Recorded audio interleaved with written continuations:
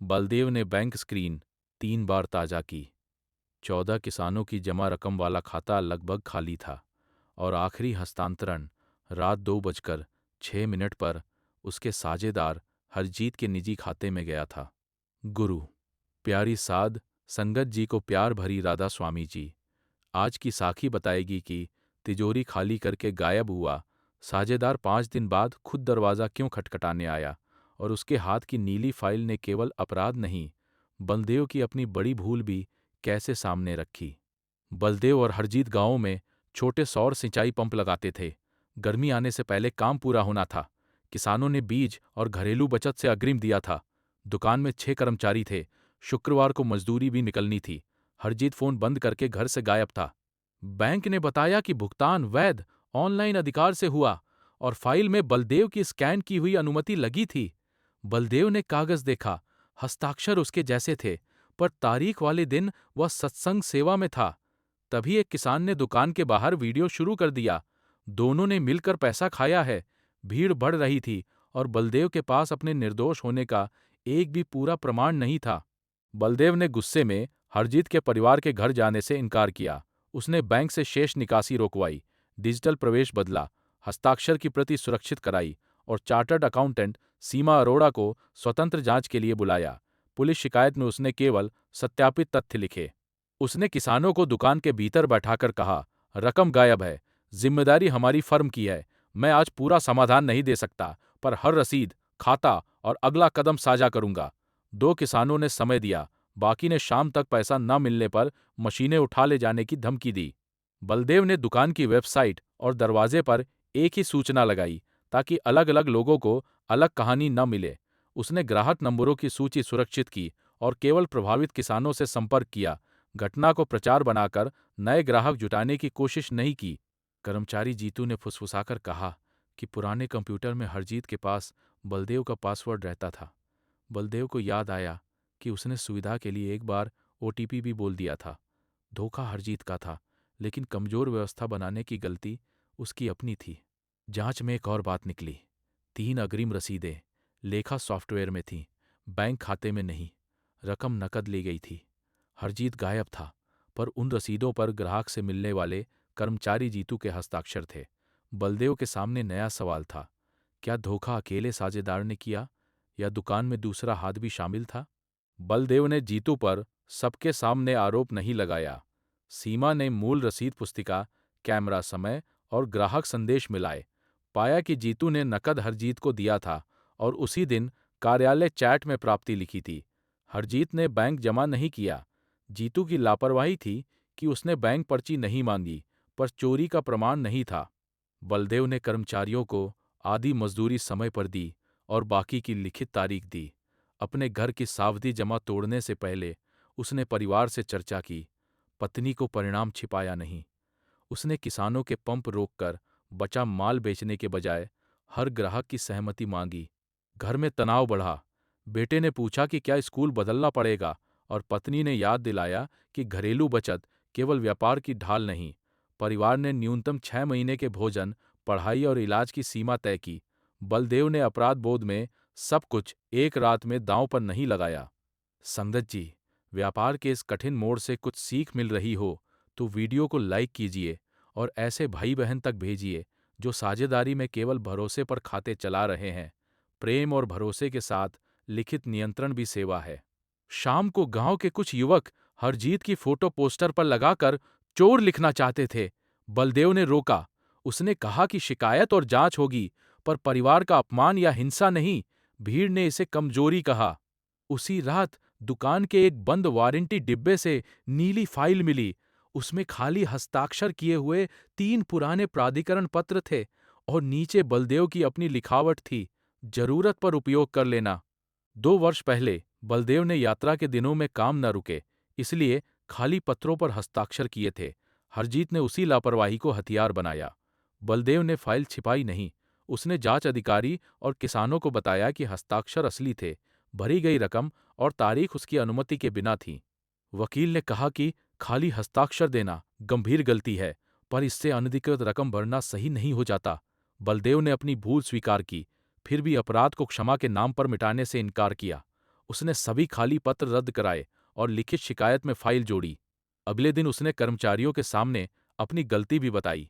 किसी ने पूछा कि मालिक की लापरवाही का बोझ वे क्यों उठाएं।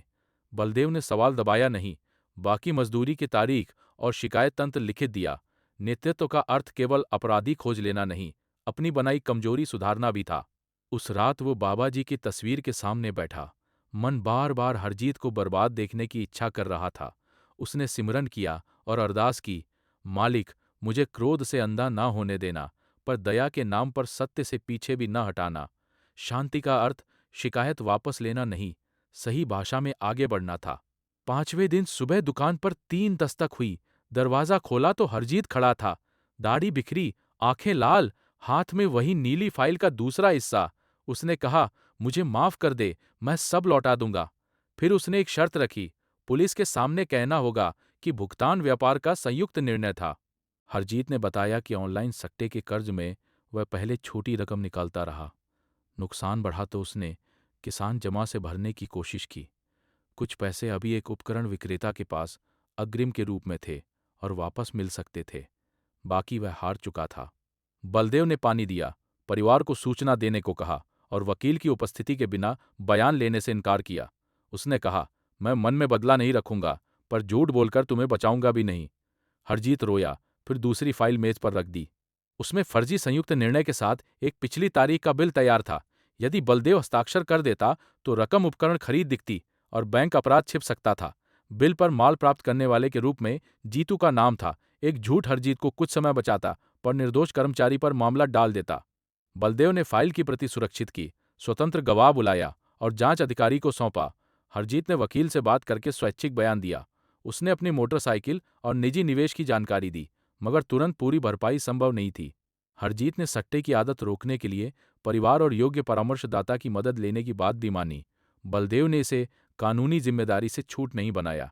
सुधार का उपचार अलग रास्ता था, किसानों की रकम लौटाना और जांच का सामना करना अलग जिम्मेदारी। जिला मध्यस्थता बैठक में किसान गुरनाम ने कहा, हमें किस्तें नहीं चाहिए, आज पैसा या इसकी दुकान का सारा माल। यदि माल उठता तो बाकी किसानों के अधूरे पंप और कर्मचारियों की मजदूरी दोनों डूब जाते। सीमा ने स्वतंत्र हिसाब सामने रखा। कितनी रकम बैंक से गई, कितनी नकद थी, कितना उपकरण विक्रेता से लौट सकता था और कौन सा निजी माल कानूनन उपलब्ध था। बलदेव ने अपनी घरेलू संपत्ति को बिना सलाह तुरंत गिरवी रखने का दिखावा नहीं किया। परिवार की न्यूनतम सुरक्षा भी जिम्मेदारी थी।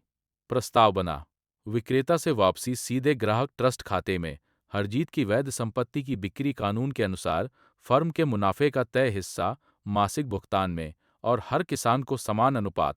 जो पंप सामग्री पहले से खरीदी थी वह ग्राहक की लिखित पसंद पर लगाई या बेची जाती। योजना पर स्वतंत्र निगरानी रखी गई। हर महीने बैंक विवरण किसानों के प्रतिनिधि और लेखाकार दोनों देखते, जबकि निजी परिवार खर्च सार्वजनिक नहीं किया जाता। पारदर्शिता का अर्थ हर व्यक्ति की गरिमा मिटाना नहीं, संबंधित रकम का साफ हिसाब देना था। गुरनाम ने पहले इनकार किया। बलदेव ने उसे शांत रहने का उपदेश नहीं दिया। उसकी फसल का खतरा वास्तविक था। उसने अस्थायी किराए के डीजल पंप की लागत में अपनी मजदूरी छोड़कर सहयोग दिया। अन्य किसानों ने भी साझा समय तालिका बनाई। राहत पूरी नहीं थी, पर पानी रुकने से फसल बची। भाई बहन, क्षमा और जवाबदेही का ये फर्क जरूरी लगे तो चैनल से जुड़िए और कमेंट में राधा स्वामी जी लिखिए। किसी को मन से घृणा न करना और उसे तुरंत फिर से तिजोरी की चाबी दे देना एक बात नहीं है। समझौता स्वीकार हुआ, मगर हरजीत की पत्नी दुकान पर आई और बोली, अगर आपने उसे माफ किया है तो मुकदमा वापस लीजिए। बाहर किसान सुन रहे थे। बलदेव का एक वाक्य तय करता कि दया सच के साथ रहेगी या फिर नया भ्रम बनेगी। बलदेव ने कहा, मैं आपके परिवार का अपमान नहीं करूंगा और बच्चों को दोष नहीं दूंगा, व्यक्तिगत बदला नहीं रखूंगा, लेकिन शिकायत समाज और ग्राहकों के पैसे की है, इसे मैं अकेला मिटा नहीं सकता। उसने उन्हें कानूनी सहायता की जानकारी दी, कोई निजी सौदा नहीं किया। हरजीत ने जांच का सामना किया। न्यायिक प्रक्रिया का परिणाम समय लेता रहा। उसने उपलब्ध रकम लौटाई और स्वीकृत योजना में काम करके भुगतान शुरू किया, मगर उसे खाते, ग्राहक जमा या दुकान प्रबंधन तक पहुंच नहीं मिली। क्षमा ने परिणाम हटाए नहीं, उसने प्रतिशोध की आग को सीमा में रखा। बलदेव ने कंपनी में दोहरी स्वीकृति, अलग ग्राहक ट्रस्ट खाता, दैनिक बैंक मिलान और हर नकद प्राप्ति पर ग्राहक को स्वतः संदेश लागू किया। खाली हस्ताक्षर पूरी तरह बंद हुए। कर्मचारियों को गलती बताने पर दंड के डर के बिना रिपोर्ट करने की प्रक्रिया मिली। नए अनुबंध में काम के चरण, वापसी नीति और विलंब की जिम्मेदारी सरल भाषा में लिखी गई। किसान को समझ ना आए तो हस्ताक्षर से पहले पढ़कर सुनाया जाता। बलदेव ने सीखा कि कागज केवल मुकदमे के लिए नहीं, गलतफहमी रोकने के लिए भी होता है। 3 महीने बाद पहला पंप गुरनाम के खेत में चला। उसने बलदेव को गले नहीं लगाया, बस कहा, हिसाब समय पर भेजते रहना। बलदेव ने इस छोटे विश्वास को पर्याप्त माना। उसे लोगों से तुरंत प्रशंसा नहीं, धीरे धीरे विश्वसनीयता वापस कमानी थी। उसी शाम एक बड़ी कंपनी ने 50 पंप का आदेश देने की बात की। प्रतिनिधि ने निजी तौर पर कहा कि कीमत 10% बढ़ाकर अंतर बांट लें। कारोबार को बचाने वाला मौका था और पुरानी तिजोरी फिर उसी तरह की परीक्षा बनकर सामने खड़ी थी। बलदेव ने लिखित वास्तविक कीमत भेजी और निजी प्रस्ताव की सूचना कंपनी के आधिकारिक अधिकारी को दी। बड़ा आदेश नहीं मिला। कुछ कर्मचारियों ने निराशा जताई, लेकिन बलदेव ने कहा कि संकट से बाहर आने के लिए वही रास्ता नहीं चुन सकते जिसने संकट बनाया। उन्होंने छोटे किसानों के रखरखाव अनुबंध, ऊर्जा जांच सेवा और प्रशिक्षण से आय बढ़ाई। अग्रिम कम रखे। चरण पूरा होने पर अगली राशि ली। व्यवसाय धीमा हुआ, पर ग्राहक जमा उनके रोजमर्रा खर्च की जेब नहीं रही। बलदेव ने अपने वेतन को भी निश्चित सीमा में रखा और महीने के अंत में मनमाना पैसा निकालना बंद किया। लाभ हो तो पहले कर, मजदूरी, ग्राहक दायित्व और आपात कोष देखा जाता। धार्मिक भाषा से खराब हिसाब को ढकने की पुरानी आदत समाप्त हुई। हरजीत दरवाजे पर इसलिए लौटा था कि उसे गिरफ्तारी का डर और अपने कर्म की बेचैनी दोनों थे। मगर नीली फाइल का असली वरदान उसका लौटना नहीं था, वह सत्य था जिसने दिखाया कि अपराध किसने किया, कमजोर दरवाजा किसने खुला छोड़ा और सुधार दोनों जगह चाहिए, व्यक्ति के कर्म में भी, व्यवस्था के नियम में भी। बलदेव ने बाद में हरजीत से निगरानी वाली मध्यस्थता में कहा, मैं चाहता हूं तुम सुधरो, पर भरोसा शब्द से नहीं, वर्षों के सत्य कर्म से लौटेगा। यही सीमा उनके रिश्ते की ईमानदार करुणा बनी। 1 वर्ष बाद हरजीत ने आखिरी तय किस्त भेजी, पर कानूनी प्रक्रिया अभी समाप्त नहीं हुई थी। बलदेव ने महसूस किया कि क्षमा कोई एक दिन का भाव नहीं। हर नई सुनवाई में क्रोध फिर उठता और उसे फिर संभालना पड़ता। बलदेव हर सुनवाई से पहले कुछ मिनट सिमरन करता, कागज पढ़ता और केवल वही बोलता जो प्रमाणित था। वह हरजीत को राक्षस बनाकर अपने निर्णयों से भागा नहीं और अपनी लापरवाही स्वीकार कर अपराध को सामान्य भी नहीं बनाया। संगत जी, साझेदारी में लिखित अधिकार, अलग खाते, दोहरी स्वीकृति और स्वतंत्र हिसाब अविश्वास नहीं है। धोखा हो तो बैंक, योग्य लेखाकार, वकील और उचित प्राधिकरण से समय पर बात कीजिए। भीड़, धमकी या परिवार की बेइज्जती समाधान नहीं। सिमरन निर्णय को शांत कर सकता है, प्रमाण की जगह नहीं लेता। गुरनाम की फसल उस वर्ष पूरी नहीं, पर्याप्त बची। कर्मचारियों की बाकी मजदूरी तय योजना से मिली। बलदेव का कारोबार पहले जितना बड़ा नहीं रहा, मगर उसकी रात की नींद लौट आई। दुकान की दीवार पर उसने नीली फाइल नहीं, नई नियंत्रण सूची लगाई। यदि इस मौलिक साखी ने आपको समझाया कि क्षमा का अर्थ चाबी लौटाना नहीं, तो वीडियो को शेयर कीजिए। किसी टूटे व्यापार में पहले सुरक्षा, प्रमाण और न्याय, फिर मन में जितनी संभव हो उतनी करुणा। मालिक हमें अपनी भूल देखने की विनम्रता, दूसरे के अपराध के सामने सत्य बोलने का साहस और बदले से बचने की समझ दें। वीडियो को लाइक कीजिए, चैनल से जुड़िए और कमेंट में प्यार से राधा स्वामी जी लिखिए। गुरु प्यारी साध संगत जी, राधा स्वामी जी।